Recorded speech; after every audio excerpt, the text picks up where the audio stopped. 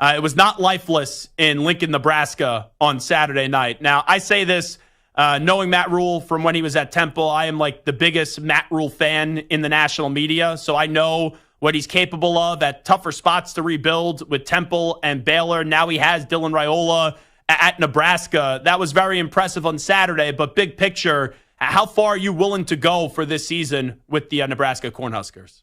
I'm going irresponsibly far. I mean, you could talk me into double-digit wins. You could talk me into that because even before the season, I mean, you go back to the recent history, even with Frost of Nebraska, it's just been a bunch of one-possession losses. So it's always been the kind of program where you feel like degrees of course correction could make a big difference in the win-loss record. But you're right. When Matt came in there, and he brought Jeff Sims in from Georgia Tech, who's a guy who's always had a little bit of promise. It's like DJU. He had that one big game against Notre Dame, and that sort of set the expectation for his entire career, never lived back up to that. Jeff Sims had a couple of big games in his debut at Georgia Tech, never lived back up to that, was a liability at Nebraska. So year two, you've got, of course, the reinforcement, the Matt Rule year two effect. It coincides with bringing in true freshman quarterback in Dylan Raiola. They've got the most underrated defensive staff in the country, I still believe, at Nebraska. People still don't talk about him enough. So everyone circled that road game at Ohio State with good reason. I think most people assume that'll be a loss. If it is, okay. You find me the guaranteed loss the rest of the way, and you'll stop your search pretty quickly because it's not there. So they should be competitive, perhaps even favored in most every other game they play this year. And unlike last few years, the profile of this program does not seem to be one that's ready to give away one-possession games. They may be on the right side of those now. Let me get to the other side for Coach Prime in Colorado. Concepts of a plan have been in the news ever since last night's presidential debate. When we get into the concepts of a plan for Coach Prime at Colorado, what is it? Because I'm seeing a team that is built off of Travis Hunter and Deion Sanders, and then it's crazy how far, as great as the players are, the drop-off is from everybody else pretty much on that roster. So I've hesitated in calling what Deion is doing at Colorado building a program, because I don't think that this is a program. I view it as an experiment. And so, they faced a guy building a program last week, and they lost to him, which is not the end-all, be-all. But I've always wondered, when they're going into the Big 12, the common sort of casual 50,000-foot view was, wow, Travis Hunter, Shedeur against inferior Big 12 athletes, watch out. That is not the way to look at this. It's never been the way to look at this. Actually, what you're walking into is a minefield every week, because what you're facing is absolutely a bunch of programs that aren't littered with future first-round talent, but they've known that about themselves for a long time. They've never relied on it. What they've relied on is third, fourth, and fifth-year players who are huge culture fits. It's all about culture in the Big 12. They're like little bowling balls, and they will shake your tree every week. And if you're not one, if you're not a program, if you're just a bunch of individual pieces thrown into a pot, they'll expose you. And so what Nebraska did to Colorado last week, even though it wasn't a conference game, could be a preview of things to come in Big 12 play, because Utah, Kansas State, TCU, like those kind of programs, they may not show up first round of NFL draft night. They will absolutely shake your tree. And if you're not put together, there's pieces falling all over the place. With Shedeur off to the NFL after this season, the same for Travis Hunter, right? With the expectation being that, and they're both going to be first-round picks. How likely do you think it is that Coach Prime's going to be back at Colorado and he's going to want to remain as the head coach, is the way to ask it? I don't see it happening. There's no guided knowledge of that. It's not like Deion has told me that or anything, but I look at the approach that's been taken there. If I were going to Colorado and I were planning on staying there for a long time, I'd be recruiting high school football players, and they're not. Now, you can tell me, well, we needed to win right away. Well, okay, but still, you do two things. You can serve multiple purposes, or purpi, the plural of purpose. You can start recruiting high school. There's been no effort to do that there. And so that reeks of a short-term stay. Like you said, Shedeur and Travis Hunter are off, and that reeks of short-term stay. So there's another school of thought. Now, I can tell you this. Now, if you want to get deep into the conspiratorial sort of coaching carousel rumors, which are already cranking this time of year, there's a school of thought that says Sam Pittman's out at Arkansas. There's a school of thought that thinks Gus Malzahn would be their first call at UCF. There's a school of thought that UCF would be the perfect landing spot for a Deion Sanders if he wanted to leave Colorado but not get out of coaching.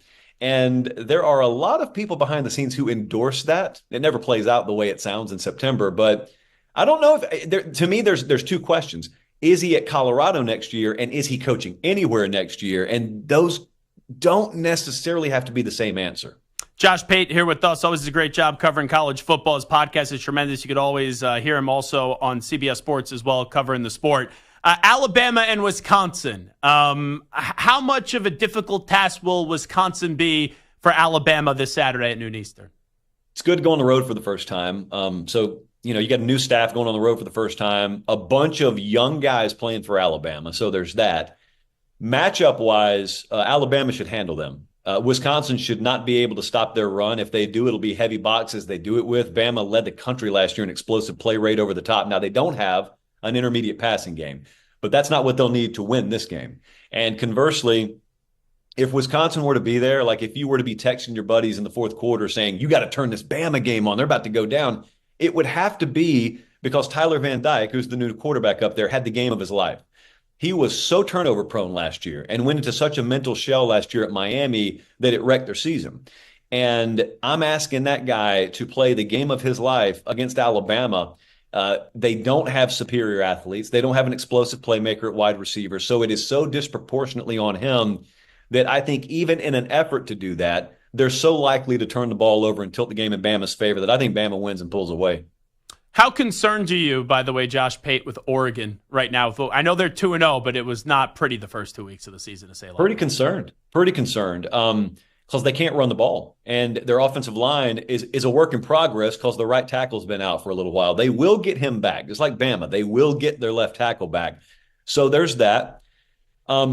They are relying on explosive plays right now to score. It's good when you can get them. But that kind of profile, that kind of offensive profile makes you ripe to be shut down. I mean, totally shut down when you can't sustain drives. Because you got Ohio State lurking on the schedule. They got to go to Oregon State this weekend. That's not some slam dunk. I mean, Boise and Idaho pushed you. So that's not a slam dunk. But as negative as that sounds, every year we find out, since we don't have a preseason in this sport, that there are some teams that aren't ready to go in week one that end up being ready to go. It's just some of them need a longer runway to get up to speed. Now, if your schedule's front loaded, that just means you're screwed. Oregon's is not front loaded. So they've had room here to sort of work whatever it is wrong with them out. I still think that team's got elite top end potential, but they are not showing it right now. And they need to get it together pretty quickly because as backloaded as that schedule may be, those weeks will eventually come. Talking about early season problems, we thought Notre Dame was off to a great start against A&M. I always thought A&M was rather overrated heading into this season, and it was a difficult spot, right? Elko being the first-year coach of that program coming over Duke. But then Notre Dame lays an egg that no one could have seen coming up against NIU. Right now I'm looking at my producer and my board op. Both are big-time Notre Dame fans. Can you say anything to them that will uplift their spirits, or is this Marcus Freeman era just over and done with? I mean, it's a nice day outside, I guess. It's just one thing I can say. It's such a problem in the post game that Marcus Freeman was able to walk to the podium and say, hey, we've been here before. That's not good. They have been here before. Marshall, yeah. He's a double-digit favorite. They have been here before, losing to unranked teams at home. It's always really easy to knee-jerk this stuff and to say, fire this guy, let's just clean it out.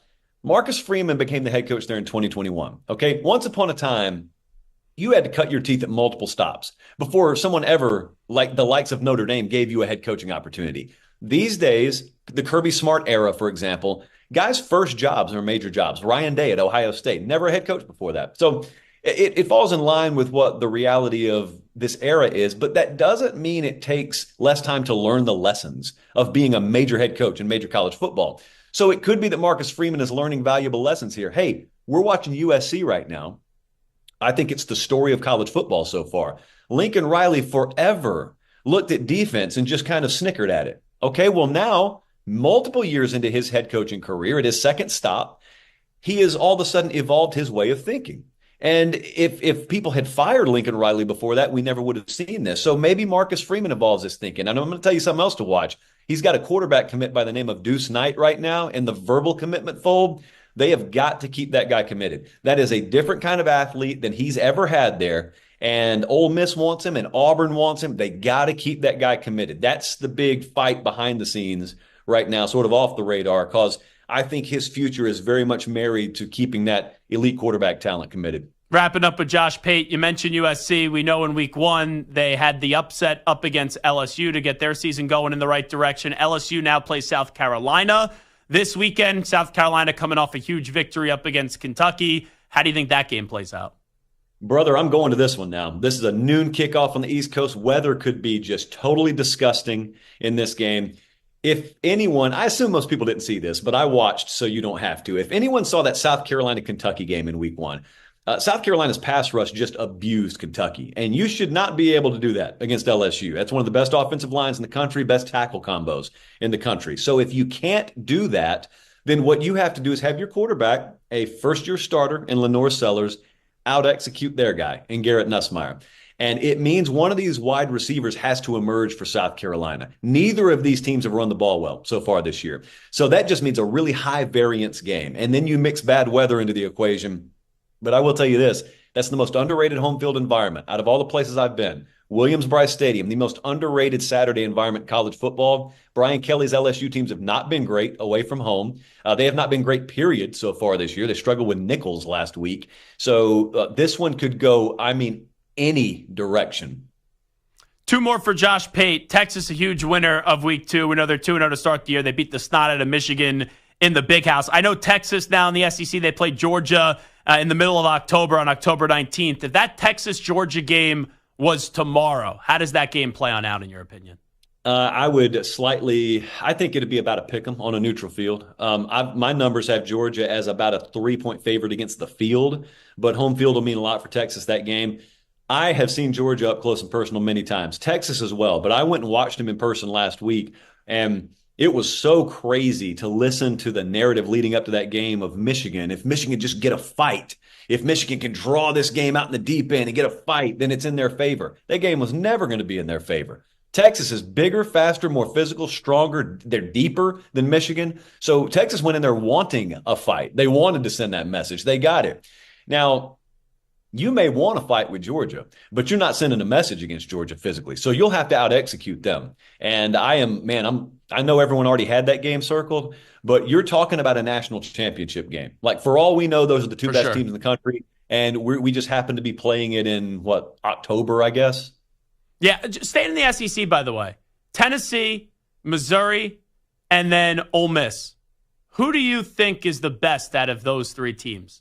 Tennessee, clearly. Tennessee to me. Tennessee's a national championship contender. Tennessee's doing what USC's done. Heupel's doing what Lincoln Riley's done. Same stories happening in Knoxville and LA. I think that's the only time we'll ever say that sentence. But the same thing's happening in that you've got career offensive guys. Those are 5-star offensive coordinator type minds and play callers that have kind of been passive on defense, and they've both got really good defenses this year. I was over in Knoxville this spring and hung out the whole day with Heupel. All he wanted to talk about was defense. He was so adamant that they had made the moves and they were so underrated and overlooked defensively. And I'm like, okay, well, the football games will come this fall, so we'll see. Well, we've seen so far. And see, in the past, they have not had a shot against Georgia. They've needed to score 50 to beat Alabama. That's not that kind of profile team this year. And as a result, I think they're a contender in some conversations that even 20-year-old people have never had Tennessee be a participant in. Last thing I'll ask you, Josh Pate. We're on in Boise State right now as one of our great affiliates on KTIK. When you look at the G5 spot for the college football playoff this year, the conference champ, who's the team that's going to get there in your opinion? I picked Memphis, and Memphis is at Florida State Saturday. They're about a touchdown underdog. That's their shot. However, they should be able to lose that game and still be a contender, just like Boise. I mean, they go to Autzen and lose on a walk-off field goal. That should bolster their resume. What I don't like is a team like Liberty not playing a single Power 4 opponent. And you know as well as I do, we'll get to the end of the year and someone will believe the biggest lie in college football, which is you are what your record says you are. And they'll want Liberty in there. No, you ought to get credit for scheduling these big teams and then hanging with them when you go play them. Josh, much respect to you. Really do appreciate all the work that you do for CBS Sports and the podcast. Everything's great. So we appreciate you jumping on board with us today. I appreciate it, man.